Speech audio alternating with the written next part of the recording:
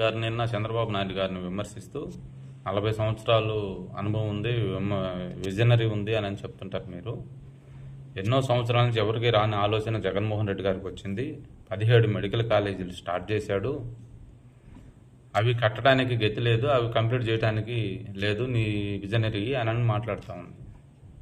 కరెక్టే, మెడికల్ కాలేజీలు ఆయన మొదలుపెట్టాడు, సంతోషమే. ఒకవేళ ఇవి రాష్ట్రానికి ఉపయోగపడతాయి, వీళ్ళేదో ప్రైవేట్ ఫామ్ పీపీపీ పద్ధతి తీసుకొస్తున్నారు, అది పక్కన పెడదాం.